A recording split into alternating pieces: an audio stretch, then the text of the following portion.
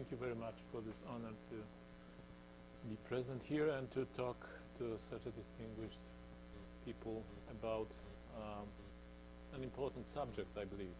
The first officially announced post-Soviet military doctrine in Russia entered into force in November 1993 under President Boris Yeltsin.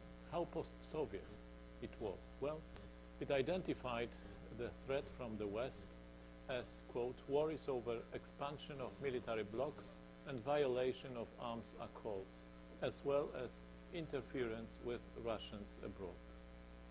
The no first use commitment of nuclear weapons was dropped. A new military doctrine was approved by President Vladimir Putin by his decree in April 2000. Besides, quote, territorial claims upon the Russian Federation and interference in Russian domestic affairs, it mentioned such dangers as disregard for Russian concerns in international conflict resolution and opposition to strengthening Russia as one center of a multipolar world.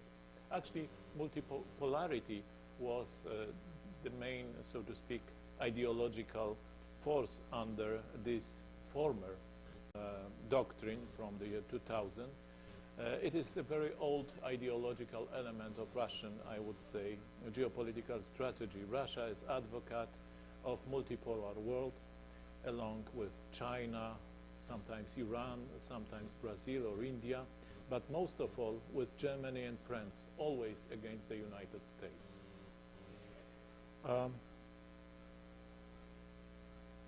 In the doctrine's draft from 1999, two contradictory tendencies were set out. Quote, at one end, a trend toward a unipolar world based on the domination of one superpower, clearly the US, and the military resolution of key problems, and at the other, a tendency toward the formation of multipolar world based on the rule of international law and the equal rights of people and nations. Unquote. Actually, what is interesting about that former doctrine is a clear, I would say, ideological element. Good is to oppose bad imperialism, American imperialism that tends to unipolar command of world affairs. This is no more true about contemporary military doctrine of Russia. Contemporary military doctrine of Russia has no good or bad I would say, element in it. It is only about force. It is about who is stronger, actually. He is the right one and not the good one. The next doctrine has been announced in 2010. It was prepared by a series of events, beginning with 10 years of Vladimir Putin and his colleagues from Soviet secret services at the Russian state helm. According to Olga Kryshtanovskaya from Russian Academy of Sciences and Stephen White from Glasgow University, combined study of biographies of top 1,000 Russian state officials between the year 2000 and 2010, between 40 and to 78% of these top 1,000 personages had in their CVs period of working for secret services, be it KGB, GRU, or its continuators, FSB and SVR. It is absolutely unique elite in world's history. The elite of entire country which is formed predominantly by secret services people who are trained professionally to manipulate, to intimidate, and to eliminate its, so to speak, partners. How successful this rule of the new elite tells the official declaration of President Dmitry Medvedev issued on May 2009 as Russia's national security strategy to 2020. Let me quote a few paragraphs of this document. 1. Russia has overcome the consequences of the systemic political and socio-economic crisis of the end of the 20th century and restored the country's potential to enhance its competitiveness and defend its national interests as a key player within evolving multipolar international relations. Priority issues in economic sphere have been resolved, and the attractiveness of the economy for investment has grown. Authentically, Russian ideals and spirituality are being born alongside a dignified attitude to historical memory. Social harmony is being formed on the basis of shared values. Russia is transitioning to a new state national security policy as a guarantee of successful national development. There are several warnings in this particular document, not just such triumphant notes. Let me quote again. There is an increasing tendency to seek resolutions to existing problems and regulate crisis situations on a regional basis without the participation of non-regional powers. This is what Russia wants to declare. This is the situation she wants to defend. Actually, it means hands-off Russian imperial backyard. But what this Russian imperial backyard means? Just the former Soviet Union countries, with Latvia, Lithuania, and Estonia among them, now the EU and NATO members, or maybe even more, the former Soviet Union bloc, with Poland, Czech Republic, Slovakia, Hungary, Bulgaria, and Romania, all members of NATO and of the EU. Or maybe the third interpretation would be how Russia understands her own backyard. It is all Europe, a region where Russia belongs geographically, and the US don't. This is the question I will try to answer with my following analysis of Russian military doctrine. Just a few more quotes from Medvedev document of 2009. The national interest of the Russian Federation in the long term consists of the following: transforming the Russian Federation into a world power, whose activity is directed at supporting the strategic stability and mutually beneficial partner relationship with the multipolar world.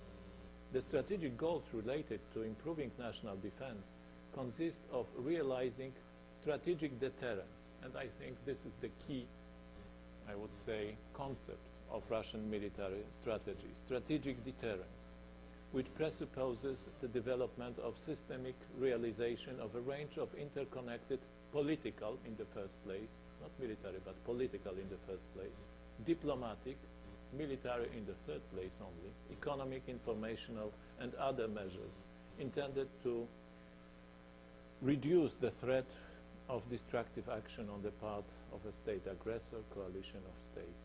Strategic deterrence is realized with the use of states' economic resources.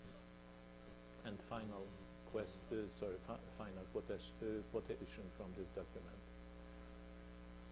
Threats to military security include the policies of a number of leading foreign countries directed at achieving predominant superiority in the military sphere, primarily in terms of strategic nuclear forces, but also by developing high-precision informational and other high-technology means of conducting armed warfare, strategic non-nuclear arms, by unilaterally creating a global missile defense system. This is the main danger, global missile defense system, the main danger from the point of the Russian military strategy. When we ask what is the strategic essence of all these improvements and challenges that are mentioned in Medvedev document, taken up by Putin's regime, we can answer briefly just by mentioning titles of several interesting political guides through that decade, the last decade of Russian post-2000 evolution.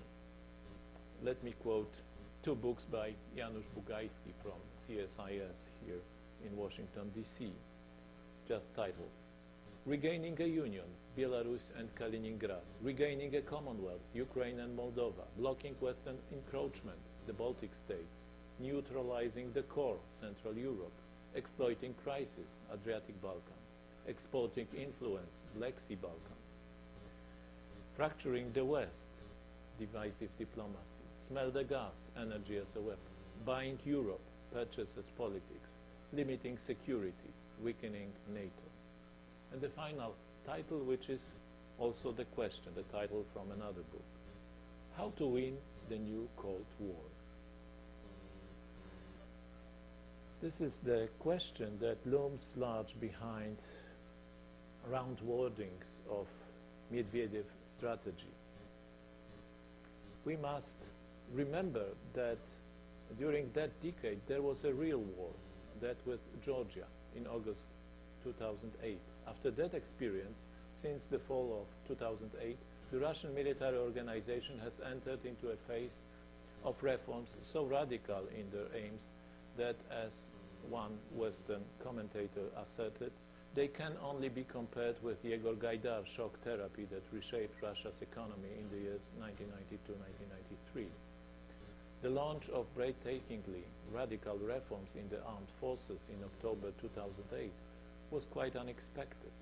Yet the preparatory work started soon after Putin's famous Cold War Munich speech in February 2007, when Sergei Ivanov was replaced as defense minister by Anatoly Serdyukov. The official goals of the reform were reminded by Vladimir Putin himself during his presidential campaign last year. Let me quote the main article by Putin from that year on military subjects. Previous experience proved that the potential for developing the military system inherited from the Soviet Union had become depleted. There was only one way out. We had to build a new army. We had to establish a modern and mobile army which could maintain permanent combat readiness, unquote. Putin presented his wish list with no particular modesty. Over 400 modern land and sea-based intercontinental ballistic missiles, 8 strategic ballistic missile submarines, about 20 multi-purpose submarines, over 50 surface warships, around 100 military spacecraft, over 600 modern aircraft including 5th-generation fighter jets, more than 1,000 helicopters, 28 regimental kits of S-400 air defense systems, 38 battalion kits of VTS missile systems, and so on and so forth. I don't intend to go through all this list. I intend to go finally to the real doctrine, 2010 military doctrine, which was prepared within the Security Council of the Russian Federation, working under the guidance of its secretary, Nikolai Patrushev, former KGB officer and Putin's successor in FSB. Officially, General Anatoly Nogovitsyn was head of the working group on the development of military doctrine of the Ministry of Defense. President Medvedev released the new doctrine on February 5, 2010 in a session of Security Council of the Russian Federation. Let's quote the most substantial points of the new doctrine, which defines itself as strictly defensive. Point number 8.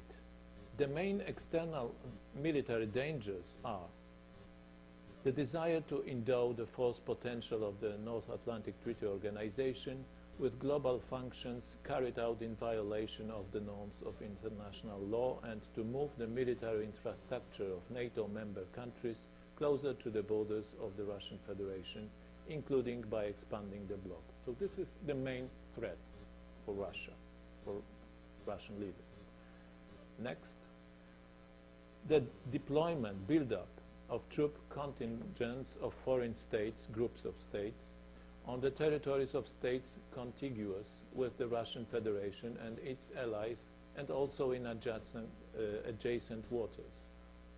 The creation number three, the creation and deployment of strategic missile defense system undermining global stability and violating the established correlation of forces in the nuclear missile sphere. So these are by far the most important issues taken up in the military doctrine of the Russian Federation as the main threat. The Russian Federation main tasks in deterring and preventing military problems are to assess and predict development of the military political situation at the global and regional level, and also at the state of interstate relations in the military political sphere, utilizing modern technical systems and information technologies to neutralize possible military dangers and military threats using political, again, diplomatic and other non-military means, to maintain the armed force and other troops at the prescribed level of readiness for combat utilization. I don't intend to go through all details of the doctrine. I intend rather to comment on its main elements. Pavel Bayev, a research professor at the Peace Research Institute in Oslo, expressed his opinion on the new doctrine bluntly. There was overwhelming disappointment with the text of this fundamental document, as it provides no useful guidelines for building up the armed forces and in keeping with the tradition set by previous editions, postulates that they should be ready to engage and prevail in any and every possible hostility. It consists of equally imprecise entries with a single exception. NATO is identified as a source of dual danger. Its global ambitions are seen as detrimental to Russia's interest as its infrastructure. This single specific point in this strikingly low content document has little relevance to the real restructuring of the military capabilities of Russia. So what are these capabilities now, we should ask? First, strategic nuclear forces. The successful missile Topol-M SS-27, which was developed in the 80s, will most probably constitute the only operational intercontinental ballistic missile by 2020. The road mobile version was deployed in late 2006. The total number of ICBMs has declined from about 750 at the start of 2000 to 370 in 2010, and is set to come down to below 200 as the extended service of heavy SS-19 and SS-19S come to an end, and all solid fuel SS-25s expire.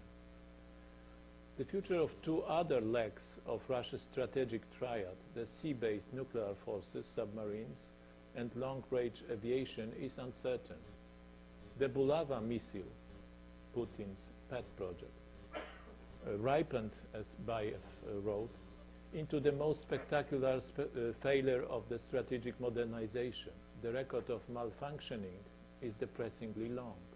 The technical flaws in the Bulava design could cause not only a decade-long delay with the deployment of a new generation class of strategic submarines, but also a crucial weakening of the naval component of strategic deterrence.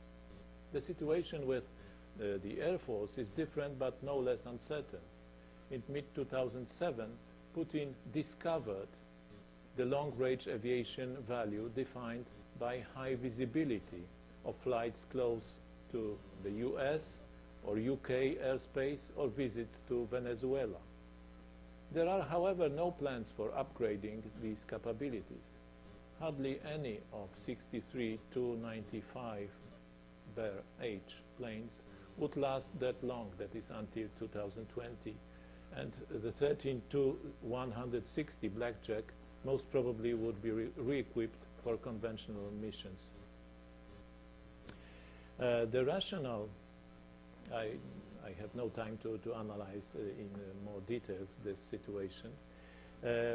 So I will stop there and to ask the next question. What are these capabilities for?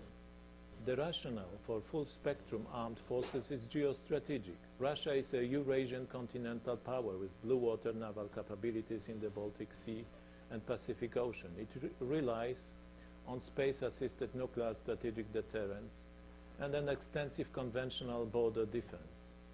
The globe is undergoing a profound reconfiguration of income, health, and power that provides Russia security insiders, so-called siloviki, with ample reasons for rearmament.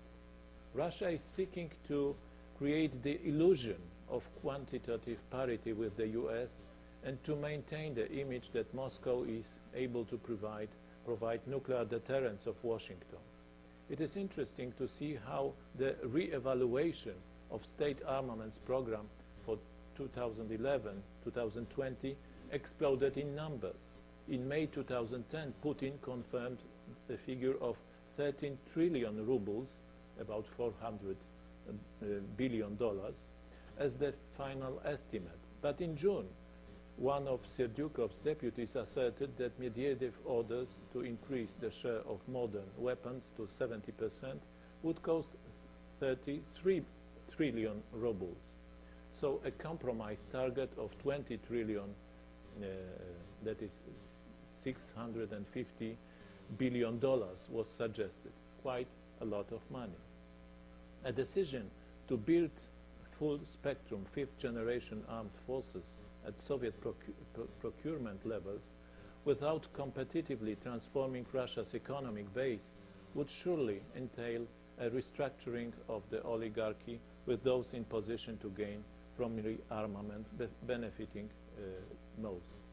So one of the goals of new military doctrine is quite, I would say, low level but important. This is new possibilities of corruption for old cronies. $600 billion, it's quite a lot still. Okay, so I will skip most of the analysis of the doctrine. And I intend only to show two main methods this doctrine is helped with. This is to devise the West and to intimidate so-called near abroad. Because, as my argument goes, and I didn't have time to present it, Russian military doctrine is not military predominantly. The Russians would not be able to build up their military forces to such a degree as to realize with military means their goals, and so they have to be assisted in that goals with other non-military means. And these two particular means in which Chekist elite that controls contemporary Russia are especially adroit in using. These two means are used very effectively in past several years. To put it another way, Russia has to confront real problems that are connected first with demography. Russian population decreases. Only last year it increased for very slightly, but it will decrease nevertheless to below 125 million by the end of the next decade. And its GDP, estimated by CIA as 47% of America's in 1989, could decline to something like 5% at the most in the next 10 to 15 years. So there are no possibilities for Russia to withstand a real, I would say, arms race, even with Obama's America, So how to win? The question persists. And what does it mean to win? What does it mean for Vladimir Putin and contemporary Russian ruling elite? Here are a few answers not presented so clearly in the official text of the doctrine. On February 9, 2011, in Moscow, the chairman of Düsseldorf-based Rheinmetall Defense, Klaus Eberhard, signed with Russian Defense Minister Anatoly Serdyukov an agreement whereby Rheinmetall will plan and a troop training center in Russia. The center is to be co-located with Russia's main artillery training range at Mulino, near Nizhny Novgorod, on the Volga. It will enable Russian brigade-sized units to test combat readiness for combined arms operation using Rheinmetall state-of-the-art equipment to simulate realistic battlefield conditions. In addition, Russia's defense ministry and Rheinmetall agreed to negotiate the establishment of a joint enterprise on Russian territory for maintenance, servicing and modernization of armaments and military vehicles. Rheinmetall becomes the first Western company to endow Russia with modern center for troop training. Rheinmetall, one of Germany's largest producers of military equipment, was also approached by Russia's defense ministry for the possible sale of manufacturing license for armor plate. I will not talk about long traditions of military cooperation between Rheinmetall, Tsarist Russia and Soviet Russia. I want only to mention a specific coincidence created by Russian PR specialists. On June 17, 2011, while Russian Defense Minister Anatoly Serdyukov signed a Rheinmetall contract worth $400 million in Magdeburg, Russian President Dmitry Medvedev witnessed another epochal contract signing in St. Petersburg, the French Mistral contract. It was such a fit for the real Russian military doctrine as days 8, 9 and 10th of April 2010, Prague Summit, inauguration of Nord Stream gas pipe construction and Smolensk catastrophe. Moscow made clear all along that it was interested in procuring the Mistrals as an offensive platform for Russian armored vehicles and helicopters.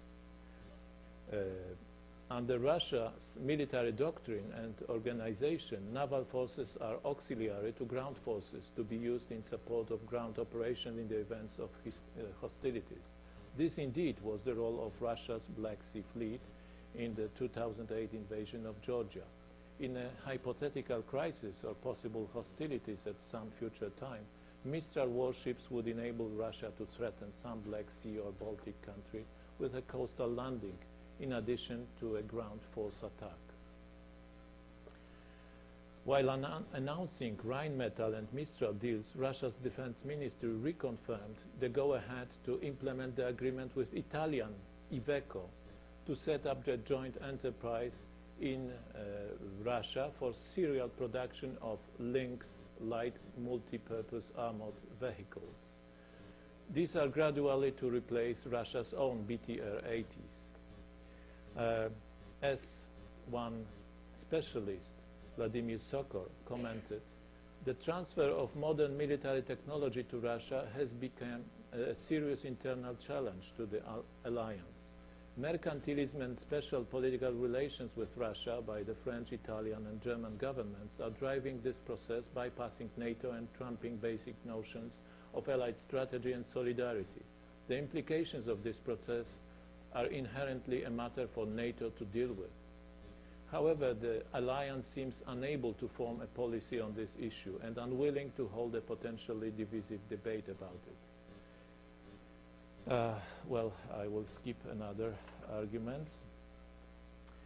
I just want to end with more strictly military method used by Putin's Russia in realizing its military doctrine. So, as Alexander Rar, a leading Russophile and author of the biography of Putin, says, Russia is so important for Germany, for Europe, that Germany must not lose patience, must not lose Russia, adding that Wandel durch Handel, change through trade, is a better course than to get nervous about Russia's different, so to speak, methods of using force.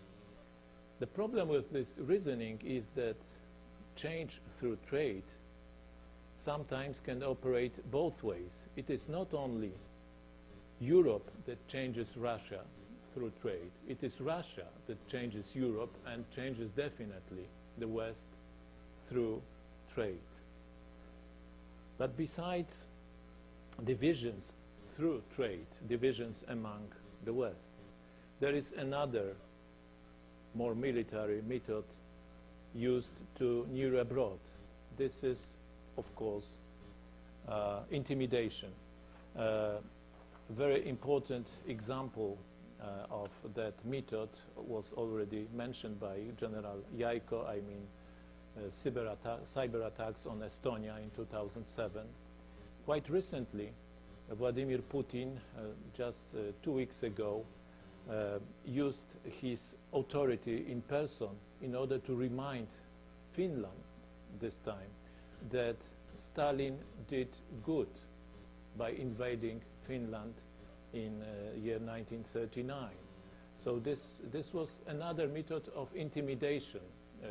Russia's neighbor, this time Finland, reminding that Russia is ready to repeat this kind of glorious experiences as invasion to Finland.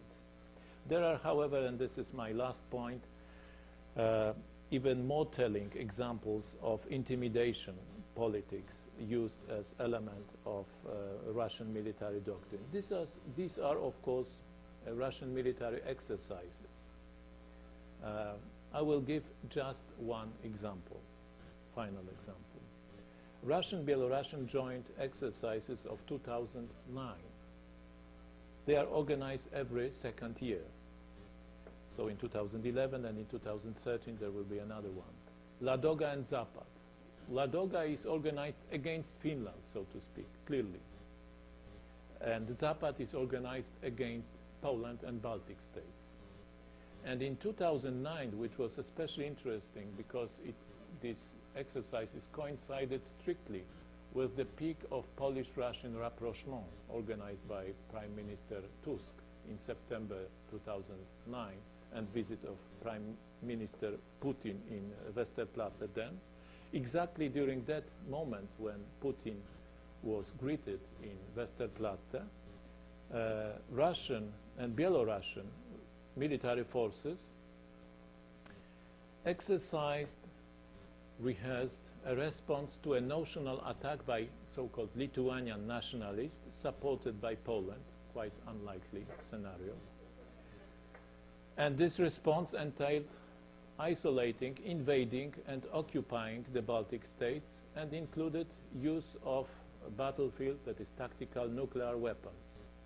To drive the point home, the exercises concluded with a separate strategic rocket forces drill involving the full might of the Kremlin's nuclear arsenal, in which the notional target was Warsaw.